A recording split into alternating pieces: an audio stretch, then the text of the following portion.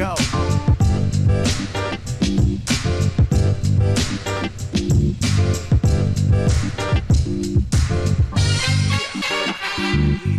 Touched by an angel. That's the Nothing Personal word of the day. It is Tuesday, May 28th, 2024. We are going to talk about Angel Hernandez. We're going to talk about Bill Walton. I promise you that. Give you my view on what's happening in the NBA and NHL. Some fun stories to talk about over a weekend. I don't like taking a day. Coca and I were talking before the show started. Do not enjoy missing you. We miss you. There's so much to cover during the course of a weekend. We have the whole show ready to go. We could have gone yesterday at 8 o'clock in the morning. As a matter of fact, Coke and I were just sitting here like this on Monday, the 27th, Memorial Day at 8 a.m., twiddling our thumbs, wondering whether or not we should do a show. I'm sorry to have been without you. Then we set up the show. We're ready to go. I'm getting excited. And then, as what happens, the phone dings, and it's Coca. A new lead, L-E-D-E, and he sends me the information about Angel Hernandez.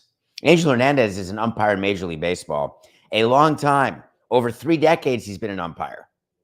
My entire career, he was an umpire, at least I believe, in Major League Baseball. I can't remember what year he started.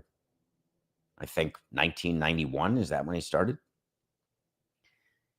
One of the worst umpires I came across. When he was assigned to your game, you knew that you were going to have a problem. You'd speak to the league office, even before the game, saying, hey, make sure you guys are paying attention. We're going to be calling. We're going to be angry. And the answer was always given, but he's bad for both teams. It's not like he's favoring your opponent. And I would always say, can't we do better? And the answer always was, we're trying, but we can't. He's protected. I mean, I don't mean Joe Pesci protected, who ends up not being that protected, actually. But the union does give you protection from incompetence. But the minute you sue your employer, I think that should be the end of all protection. Now, don't get me wrong. I'm okay with you suing your employer, but you sure as hell better win. Angel Hernandez did a suit alleging racial discrimination, saying they're not making me a crew chief or giving me postseason assignments because I'm Hispanic. And baseball said, Your Honor, do you know why we're not giving him a postseason assignment? Because he stinks. Well, there's nothing against the law for that. No, there's not. You know, it's terrible for me to say this, but I like it. I'm going to say it anyway. Don't you think it gives a bad name to people who are really discriminated against when people allege discrimination when you know they're not being discriminated against? It's because they're just bad at what they do. I think it's like people who appropriate mental illness and they say, yeah, I can't play well. I didn't play well because I'm going through it, depressed. And they're sitting next to a teammate who's actually going through it. Bothers me. I don't think you should keep your job when you sue your employer and lose every step of the way. He didn't just lose. He lost on appeal. He lost every motion. He lost every part of that lawsuit. Of course, he then gets to keep a job, except he still stunk. So finally this year, it was too much. It was too much. He hadn't umpired a game since May 9th, and every time he was umpiring a game, calling balls and strikes, just legitimately bad and embarrassing for the game. And the commissioner finally said, that's it. Start negotiating. Now, when you're working for the commissioner and the commissioner tells you to do something, you do it. But sometimes you caution the commissioner, hey, Rob, we're not going to be able to get this deal done. We've been trying to get rid of Angel for about a decade and a half. But then Rob would point out, but this year, it's different. And the reason that it's different is that they're now negotiating a new collective bargaining agreement with the umpires. And that is the perfect time. If you go back, I don't remember what year. Google it. Google the last now. You'd say to yourself, Samson, what were you doing for 3 days that you didn't Google it? I'd have no great response to that, actually. Umpires during a collective bargaining negotiation as part of a settlement where a bunch of them were quote unquote retired. It's actually the best way to move out older people under your employ. You can either get rid of the job totally, but you can't get rid of umpires, so that's not going to work. Or you put a mandatory retirement age in. A bunch of law firms and accounting firms and Wall Street firms do that. Mandatory retirement. You become of counsel in law firms.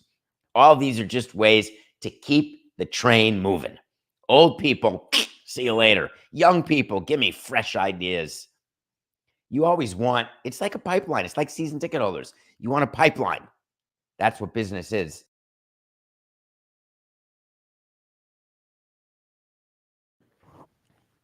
Hi, my name is David Samson.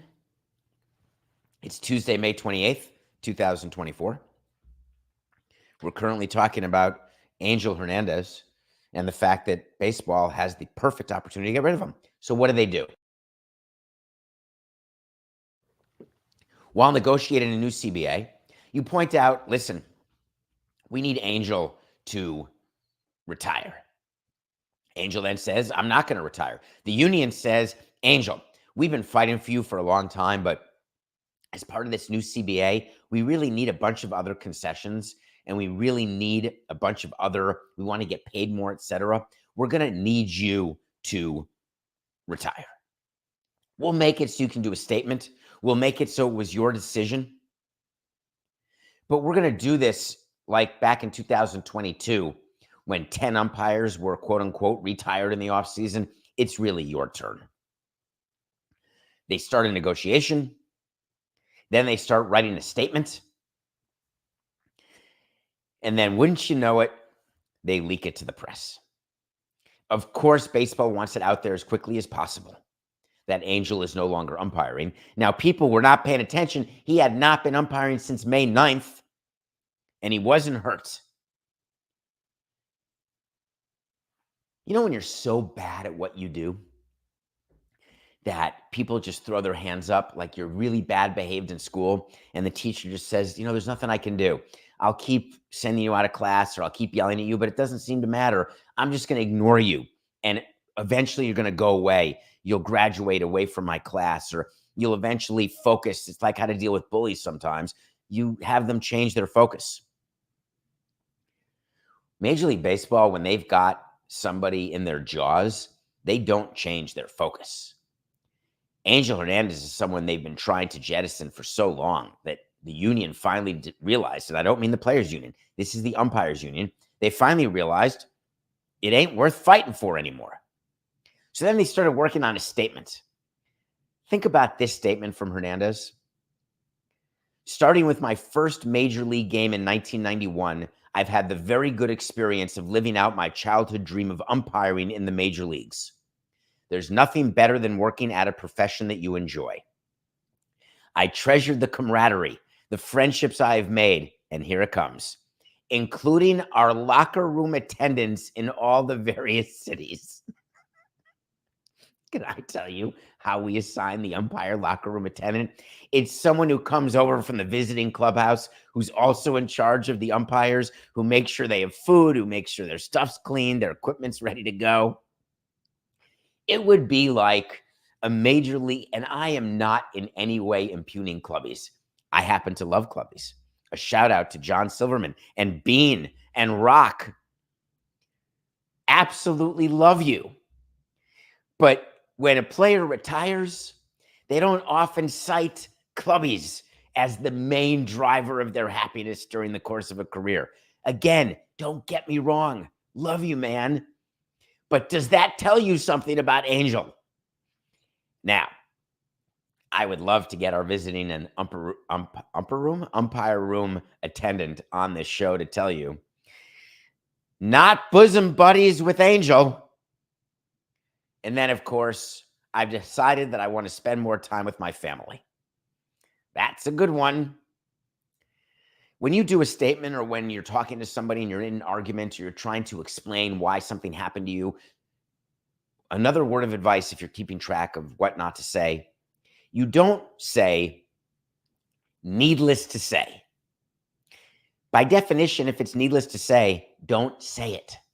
Needless to say, he continued, there have been many positive changes in the game of baseball since I first entered the profession.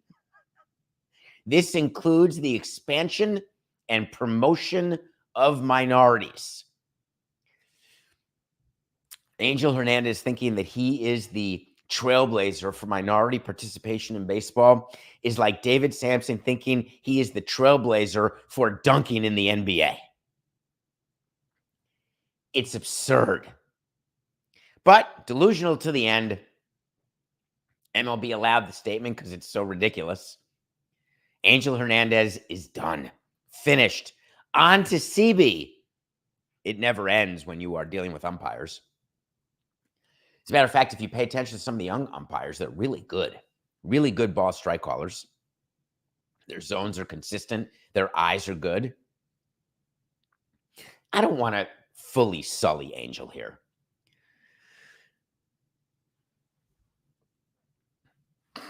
I couldn't even do that with a straight face. Sorry, I'll do that again. I want to exit the Angel conversation. 4869. I don't want you to think that it was all negative regarding Angel Hernandez. Okay. Acuña. This is actually not funny. Did you see the non-contact injury over the weekend? The reigning MVP of the National League has torn his ACL. He's now torn his ACL in both knees. Non-contact injuries are the worst. It's like you get hit by a sniper. It happens a lot with hamstrings. It happens with Achilles, where you see the Achilles roll up the back of the baseball sock. There's nothing worse than watching a game and seeing one of your players as an executive. You're looking down and you're thinking about the fact that Philly's getting a little bit away from you in the National League East. You're thinking about the reality of what it means to not be in first place when the calendar turns to June. You're realizing it's definitely the middle of the season now. And then you look and you see a player down. When we watch games from the box, there's a bunch of places where we're looking. As team president, home games, I'm looking out at the crowd. Save your jokes. Doesn't matter if you come in the form of an empty seat. But I'm looking around. I'm walking around. I'm talking to people. I'm thinking about the concession stands. Whatever I'm doing, I'm watching the game. When you're watching the game, you're looking at positioning of players. You're looking at the sign that's coming from your third base coach. You're looking into the dugout to see what the manager's doing. There's a bunch of stuff you're looking at. When you're the GM of a team, same thing. It is not often that when something happens on a field that you are looking directly at it as it's happening. There's just too much going on. So it's possible that Alex Anthopoulos and members of the Braves were not even looking between second and third because Acuña was doing nothing out of the ordinary. He was just sort of hopping around between second and third and then went down. Absolutely down. And the first thing when your eye gets to it, because when you're watching a game as anybody, you sort of can see when something doesn't look right, even out of your peripheral vision. It's hard to explain if you haven't been to thousands of games when it's your job, but you just have an idea of where to look, but you may not get there at the second it happens, but right after. Acuña's on the ground. I'm immediately looking around the way I look at flight attendants during turbulence. Shout out to the people who survived Singapore Airlines and all the other nightmares that are now on social media every day. Wear your damn seatbelt. So you're looking around. I'm looking to see what his teammates are doing. I'm looking to see what the defensive team is doing. Are they waving? When there's a bad football injury, you can always tell because all the players wave out. And I'm not talking about players who wave for replay. I'm so sick and tired of NBA players doing that. I never committed a foul, or MLB players. I'm safe. Dude, you were out by a foot. No. You didn't get me. Go to replay. Except in baseball, they do this. Basketball, all these players after every call. It's not off me. What a pain in the ass to be a coach in the second row of the NBA and have to look at your iPad. Sorry, coach. That guy's got no feel. So I'm looking around at the defense, the offense. Is the trainer being called out immediately? When they're called out immediately, and it's a pitcher, I'm thinking elbow, shoulder. When a player is down limping, I'm looking to see what they're holding, what they're pointing to, and then I make my way to the clubhouse. When Acuña grabbed his knee, it wasn't the knee that got reconstructed, so I would be thinking nothing of it. I'd be more worried about the knee that had the ACL breakage. Until I find out, I go down there, no pop, no hop, no problem. We're good. MRI required. And then it happened. He tore the ACL again. He missed 10 months last time. He did it in July of 21. He didn't make it back till April. That's 9 months gone. Right now, 9 months, it's the worst time to have this happen. I mean, there is no good time, but he'll be back in theory in time for next year, but done for this year. What do you do? They're 6 games back of the Phillies. They're solidly a wild card team. No doubt the Phillies and Braves will both make the playoffs. The first thing you do, if you're Alex Anthopoulos, is you take your phone off the hook. Because you will get the sniper phone calls that always come when your player gets injured. Hey, I got this guy who'll help you. I only need 3 of your top 4 prospects. See you later. Don't answer the phone after your best player gets injured. Alex Anthopoulos made a living making good trade deadline decisions, and he'll do it again. He will add to his team. But the Braves are dealing with many injuries. Acuña is just the first of them. And don't forget, they won a World Series when he was out last time. The Strider injury is way more important. I don't want to say losing an MVP is not important. It is. It is. If I'm the Braves, there are moments that I would say to myself, NTY, it's not this year. Don't push it, David. Be smart. Read the room. All of these injuries. Just get through the year.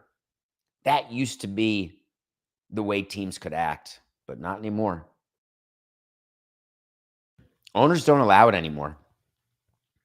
It's amazing the pressure you get from owners when a player goes down. They want to replace that player immediately.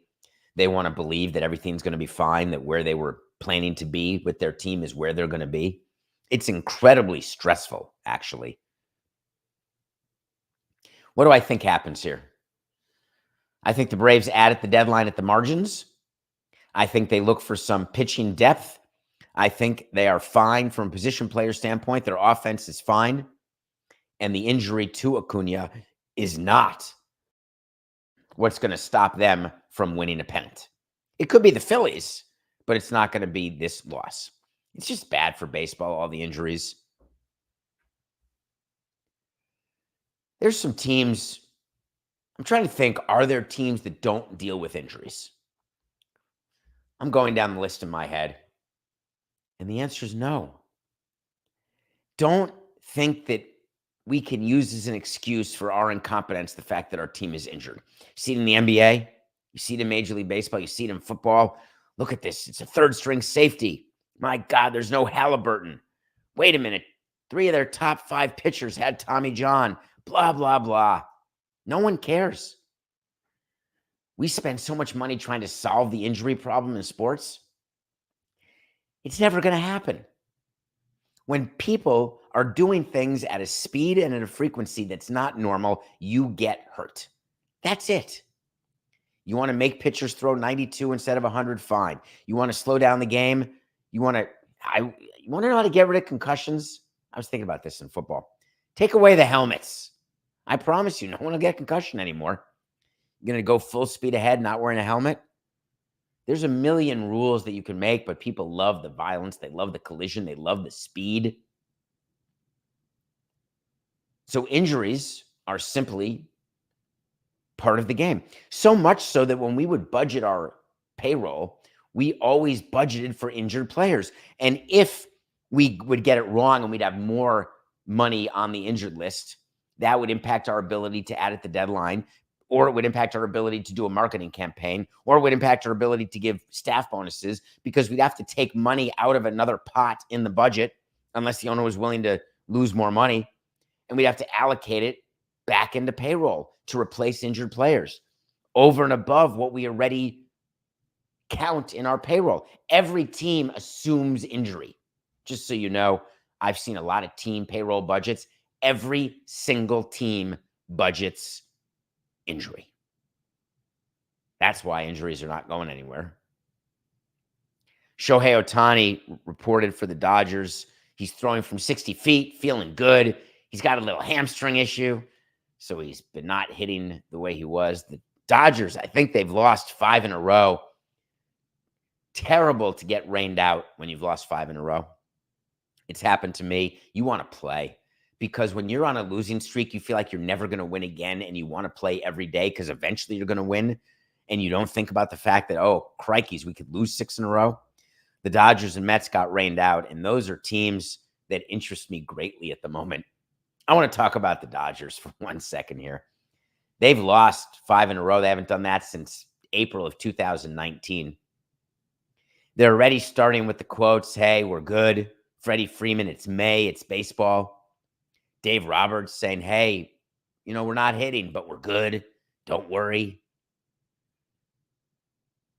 They're right. There is no reason for the Dodgers to worry about a 5-game losing streak. What the Dodgers need to be worried about is pitching. We've said this from the beginning. The Dodgers are not the best team in the National League. Every team is going to lose 5 in a row. I would bet if we looked over a season, Coca, there's no way to test this, but I would assume that out of 30 teams, 28 of them have 5-game losing streaks during the course of a season. Maybe even 29. I would say 30, except the Dodgers haven't had one in 5 years. 5 games is once through the rotation. We used to speak to our players. Side note, Coca, totally off the subject. Well, not really. There were pitchers who we had, not necessarily our best pitchers, where we viewed them as streak stoppers or streak continuers. Meaning when they're on the mound, they're going to give us a better chance than anyone else in our staff to win a game. And they also understand the importance of either ending a streak or continuing a streak. And I don't mean a 1-game winning streak or a 2-game losing streak. I mean when you've lost 4 in a row and it's your turn in the rotation that you get your team a win. Or when you've won 4 in a row, you win the game to keep the winning streak through the whole 1 turn of the rotation, and hopefully it comes back to you again. The Dodgers, Yamamoto, Buehler, when Kershaw comes back, I don't view them as having any true streak stoppers or continuers. So if I am Andrew Friedman thinking about the Dodgers, thinking about this losing streak, thinking about how my team will react to this adversity, this is when the evaluation of your team comes into play. This is when Andrew Friedman says to himself, he's the president of baseball operations for the Dodgers, long time. He says, folks, this is our team. Of course we were going to lose 5 in a row. We don't have a superb pitching staff. Hitters can slump. We got swept by the Diamondbacks last year. It happens. One thing Andrew doesn't do is panic buy. One thing Andrew doesn't do is panic sell, because one thing Andrew doesn't do is panic. No team meetings. No meetings with the owner. No nothing.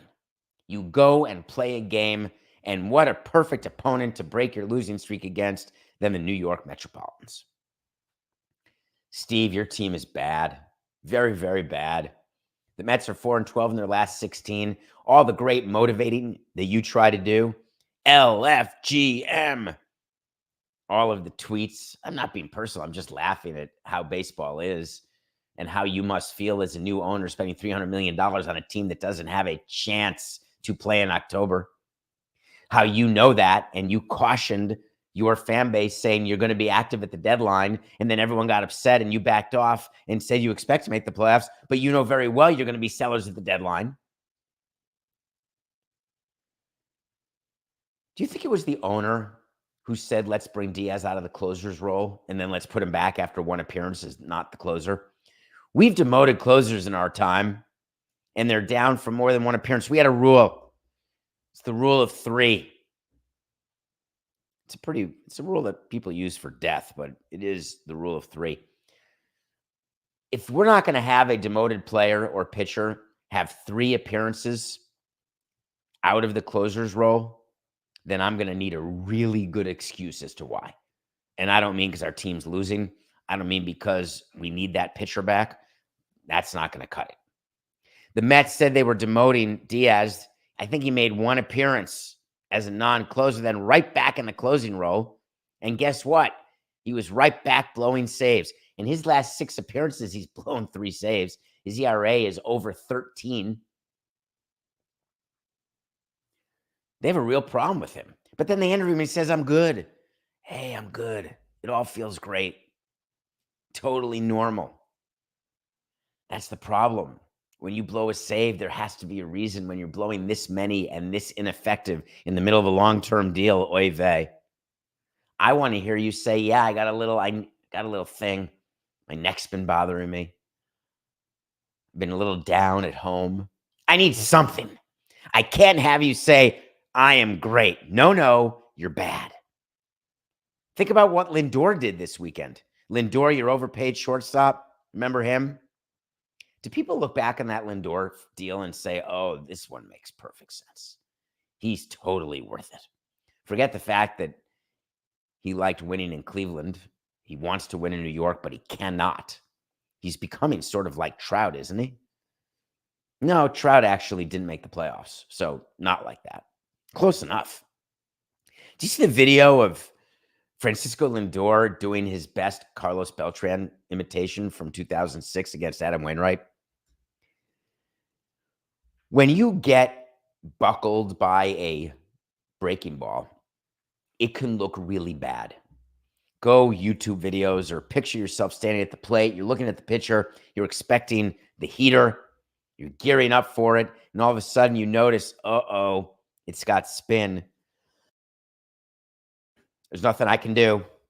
I hope it's a ball. Oh, God, it's a strike. I can't swing. It's too late. And before you know it, you're doing the walk of shame. In last night's close, back to your dugout. It happens to every player. Something weird, though, about Lindor this weekend. He took a called third strike slider with the bat on his shoulders as though he were taking the whole time. When you get fooled by spin, you're in the ready position. Your elbow's cocked. You're gripping the bat, ready to rip it, and then you're frozen pizza. Even on a 3-0 count, when we have the take sign on, nose, chin, nose, ear, take, we teach the players in spring training, do not let the pitcher know you're taking. There is no pressure when they think the hitter's taking. They groove it right down the middle.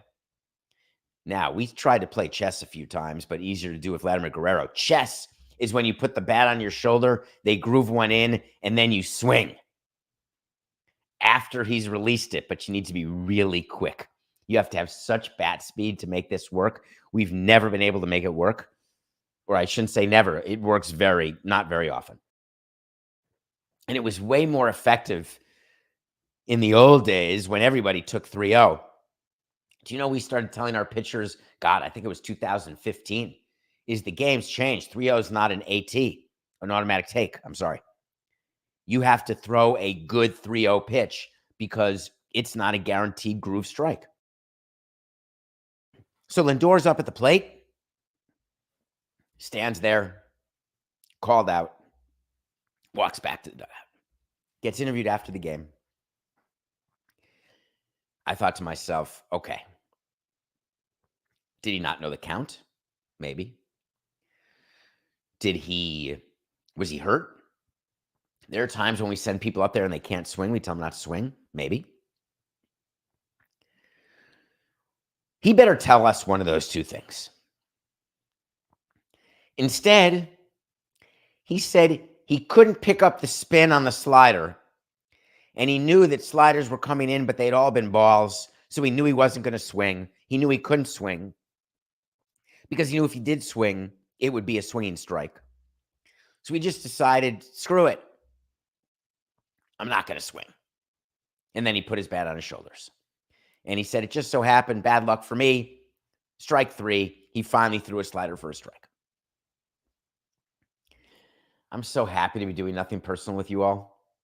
Because if I were president of the Mets right now, I don't know that I would fire Mendoza. I wouldn't. I mean, maybe. It's only been half a season. Maybe the hitting coach. Maybe release Lindor, trade him. I wouldn't do anything for 30 minutes, I can tell you that. But minute 31, I'd be down there and I'd say, listen, guys, we need to prep our players better.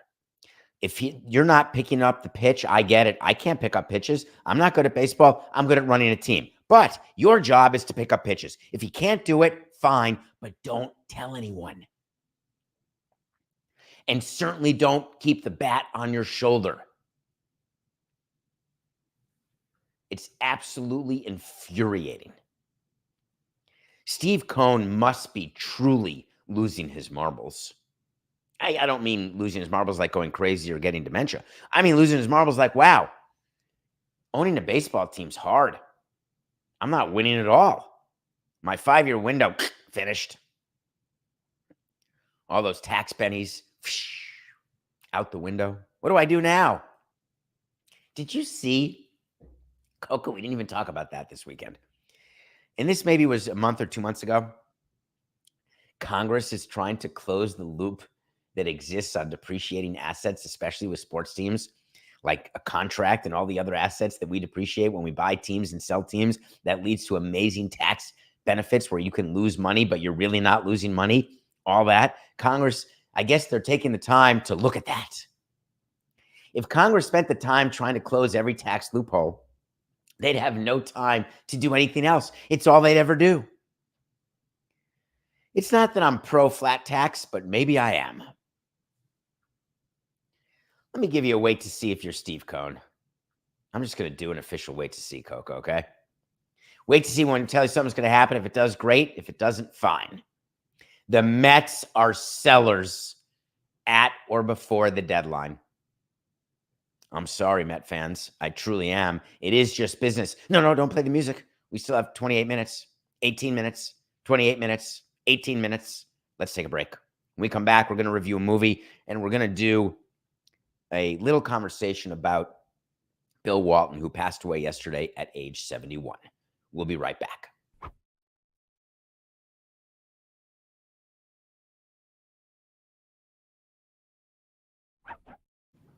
Welcome back to Nothing Personal. We are less than a month away from our live show in St. Louis, June 25th. Please go to davidsamsonpodcast.com for tickets. A little more than a month, we'll be in Chicago on July 1st. Can't wait for those two stops on the Nothing Personal Live with David Samson tour. Meanwhile, thank you for forgiving us for not doing a show yesterday. Hope that you all enjoyed your Memorial Day, but took a moment to realize why you're getting the day off. I watched a bunch of movies this weekend. It was beautiful weather, but I just was in the content. I don't know why. I wanted to get ahead of movies. I'm watching Shameless right now. So I'm in middle of season 2. So I'm going to binge that, knowing that I've got a bunch of movies in the hopper for review. I got to talk about one I watched this weekend. Everyone told me to see it. It's the new Zendaya movie called Challengers. So I watched it. I admit to you, as I have before, I don't watch trailers. I don't read reviews. If it's someone's in the movie I want to see, I'll watch it. Or if it's being talked about, you'll hear what I'm reviewing tomorrow. If it's out there, I'm going to watch it. I didn't really know it was about tennis. I didn't know it was about a love triangle. I didn't know it was about really Laura Flynn Boyle, Stephen Baldwin, and Josh Charles. Is that a reference that anyone gets watching this show? Coca, you're my reference guru. When I say those names, what comes in your head? Anything? Like, are you just blank? Or are you saying threesome? I think I got all the actors right in the threesome. Though, of course, that movie may be 30 years old. Yeah, it's about a threesome. And they use tennis as a backdrop. And there's these really strange up-close shots of people sweating, dripping. Here's the amount of tension in the movie. 0. Here's the amount of care I have for any of the three characters in the threesome. 0. Here's the amount of belief I have that it actually was a threesome on camera, off camera. 0. Here's how much I give a flying rat's pituitary gland about what happens in New Rochelle at a challenger qualifying tournament. 0. Here is the amount of excitement I had waiting to see who would win the match. 0. Here is the amount of times I was confused with the timeline because you're forward, you're backward, you're forward 12 years ago, 10 years ago, 4 years from now, 2 years ago. At least they put it on screen so you know when it is. And she changes her hairstyle. Thank God for that. Do you know what the biggest challenge of challengers is? Watching it straight through. That was challenging.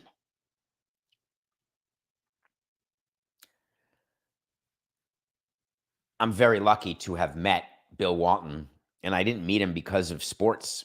I met him because of charity. I've been a part of Challenged Athletes Foundation for going on 20 years, started in 2006.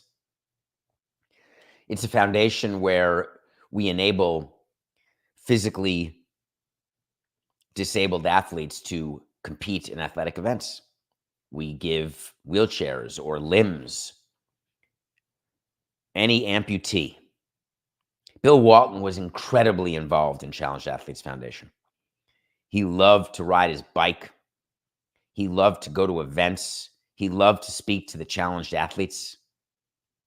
He loved to do anything he had to do to raise money for CAF. And this is Bill Walton, one of the great centers who could have been better but for injuries. Hall of Famer, 2 rings, one in Portland before you were born, likely, one in Boston, you may remember. He was not just a towel waver for that Boston team. He was like the 6th man of the year the Celtics won the title. Huge Grateful Dead fan. Extremely tall. I would only speak to Bill when he was sitting. He couldn't stand very well because his back was in pain all the time. His legs, his feet, just being tall is, believe me, being tall is way worse than being short. But I would only talk to Bill when he'd be sitting in a chair, not because he had to sit, which he did, because it's the only way he could ever hear me. Other times it would just be like, what?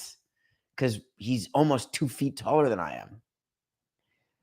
And I would just talk to him about motivation. I talked to him about team camaraderie and what things, ideas for me to bring back to the clubhouse when I was president of the Marlins. I always wanted to hear what his view was of how to get the most out of the least, because that's how you're going to win. Getting a superstar to be a superstar doesn't take a genius. It's getting a mediocre player to play great, even if it's just for a moment in time. And that moment, he would always say, that can be a season, that can be a game, that can be a quarter. And he said, that could be a play. What a brilliant concept, where being great can be for a moment, not defined by a year or a life, but just start collecting great moments. Be great now, and then see what happens next. Bill Walton, 71. It's funny how perspective goes, Coca. To some people, 71, hey, he lived a good life, full life. Not when you're 56. 71 is tomorrow. 71 is young. 71 is way too young to die. Thank you, Bill. I think you're going to play pickup games. The Celtics are making it to the finals. Is that to honor Bill Walton? I don't know. It's always strange. What do you do when somebody dies?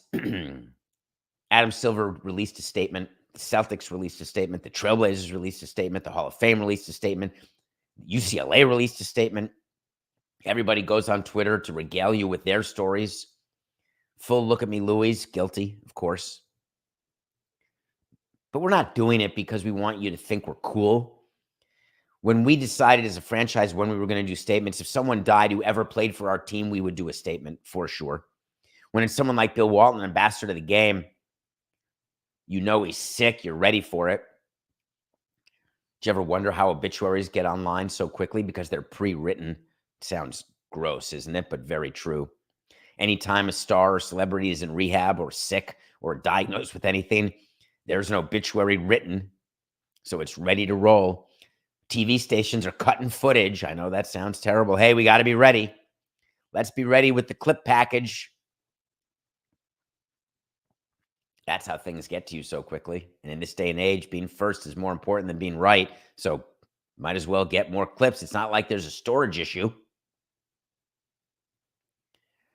So the Celtics had a chance to sweep the Pacers last night on the same day that Bill Walton died, and they did not let that chance pass. They swept the Pacers away. Halliburton was hurt for the Pacers. It was a very competitive series, very tight. And all I was thinking, it ruined my day watching that game. A, because I'm not Celtics, I'm Knicks. But B, sweeps in the conference finals stink. There's 16 possible games in the conference finals. Let me do that again, if you don't mind. There are 4, 8, 69. There are 21 total games that can be played in conference finals and finals in baseball and basketball. And when you do a TV deal, you're promising you need, call it 18, 17, 18, before any make goods happen to get excitement of late series.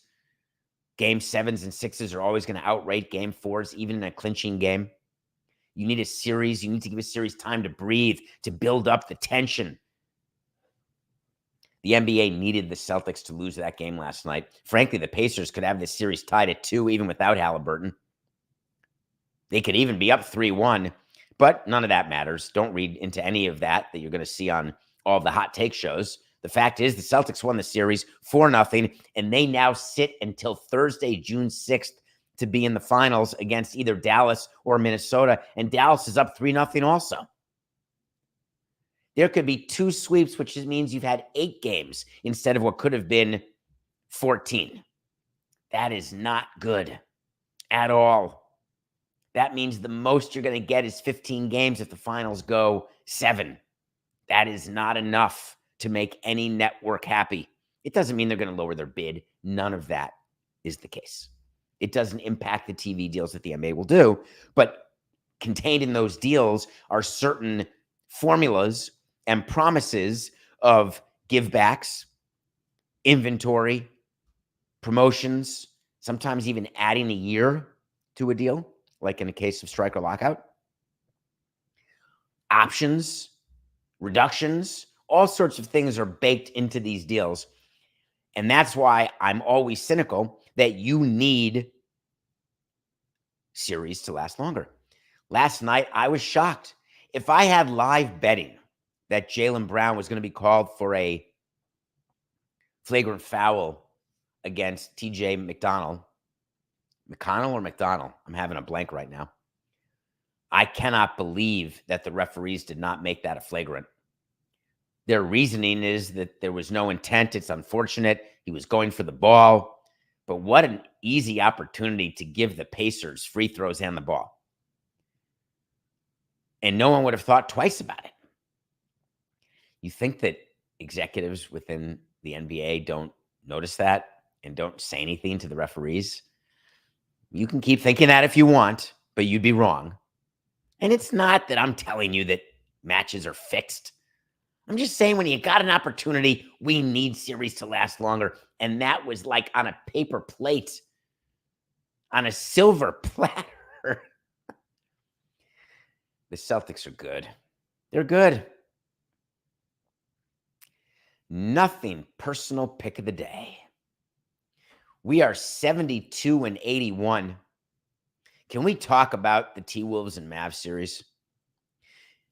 On Friday, we had the T-Wolves over the Mavs, and we did not win that. That was game 2 in Minnesota. Not only did the T-Wolves not cover, but the Mavs won the game and then went back to Dallas and won game 3, and they have a chance to close it out tonight.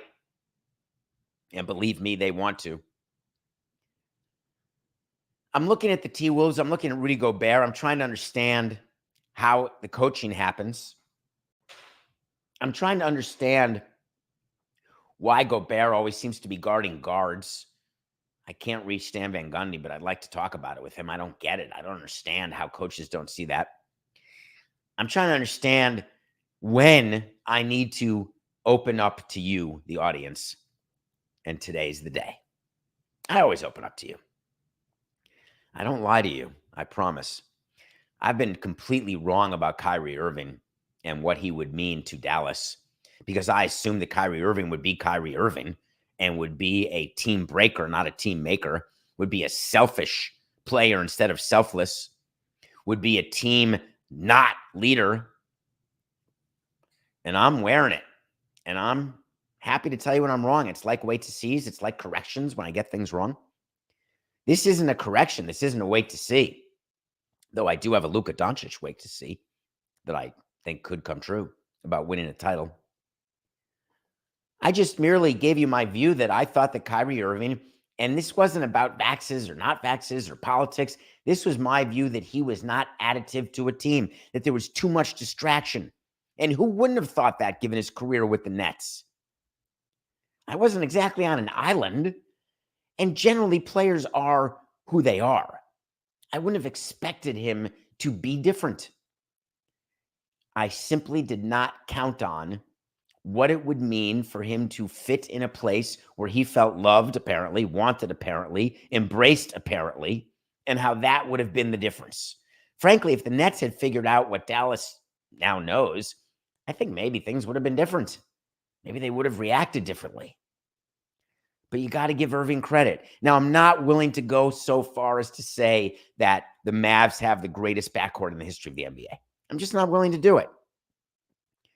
People are saying that Luka and Kyrie, the number one backcourt ever.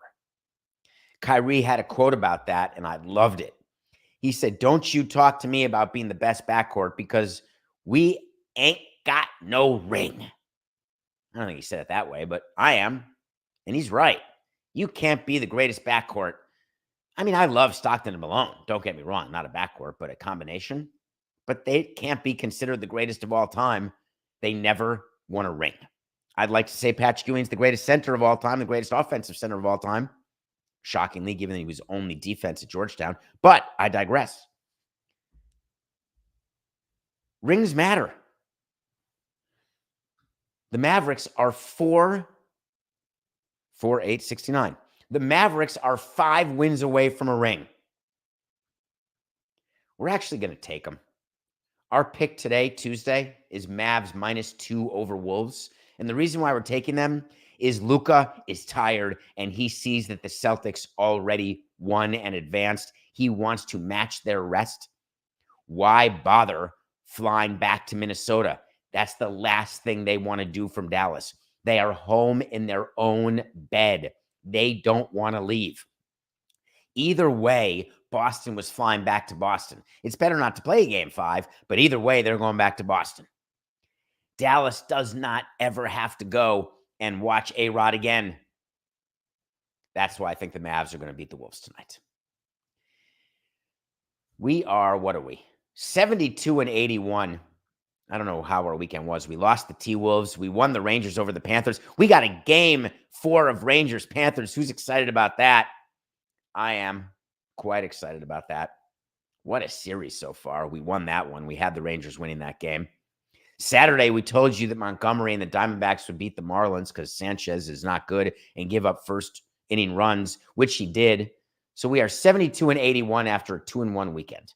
Tonight, we'll do the Mavs, and the other one we're going to do, I want you to watch the Dodgers and the Mets, aforementioned Dodgers and Mets. You're going to lay heavy with Dodgers with Glasnow pitching against Quintana with the Mets. But I've got a surprise for you. A win's a win. The Dodgers are not going to have a 6-game losing streak. Tyler Glasnow is the perfect streak buster. He is the one who will get it done. The Mets are going to fall deeper into the abyss. There is a doubleheader today. There will be a Game 1. Who didn't I mention? Quintana? Glasnow? Oh, as a good pitcher? He is. Is he a streak buster? I'm not sure. Well, we're going to find out today, and we're willing to lay 205 that he is. Dodgers over the Mets. Well, we're going to be back tomorrow for another edition of Nothing Personal, and until then, it's just business. Let's go Rangers, Panthers. This is nothing personal.